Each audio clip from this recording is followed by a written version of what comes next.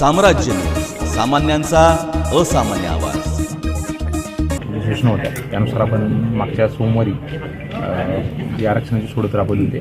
त्यानंतर आम्ही त्याचा जो रिपोर्ट आहे त्याचं इतिवृत्तासह आम्ही आयोगाकडे सादर केलं होतं आणि जवळजवळ 6 ते 7 महानगरपालिकांमध्ये आयोगानं जे आपल्याला रिवाईज सूचना दिल्या त्याच्यामध्ये त्यांना जाणवलं की प्रक्रियामध्ये थोडासा बदल करून त्यांनी आम्हाला आपल्याकडे जे विशेष सूचना दिली होती म्हणजे की प्रभाग क्रमांक 14 याच्यामधली जी जागा होती ती स्पष्ट केल्या 14 क ही जागा आहे ती ओबीसीसाठी रिझर्व्ह होईल असं सूचना दिली आणि 14 ची जागा ही सर्वसाधारण महिलेसाठी राहील आणि उर्वरित आम्हाला जे 16 प्रभाग त्यांनी आयडेंटिफाय करून दिले त्या 16 प्रभागामधून आपल्याला 5 जागा स्पेशली ओबीसीच्या म्हणजे ज्याला नागरिकांचा मागास प्रवर्ग ज्याला आपण असं म्हणतो त्याच्या एकूण आपल्याला जे जागा आरक्षित करायच्या होत्या त्यापैकी ज्या 5 जागा होत्या त्या 16 प्रभागामधून करायच्या अपेक्षित होत्या आणि ही आपण प्रक्रिया या ठिकाणी राबवलेली आहे। राबवून त्यानंतर मग परत जनरल महिला किंवा सर्वसाधारण महिला ज्या आहेत त्याचेसुद्धा आपण आरक्षण ठेवलेलं आहे। ही प्रक्रिया आज झालेली आहे आणि आज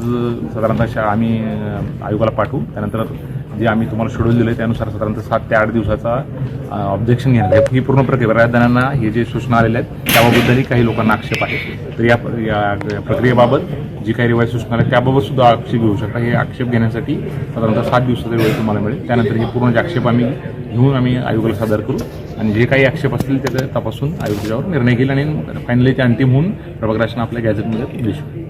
धन्यवाद।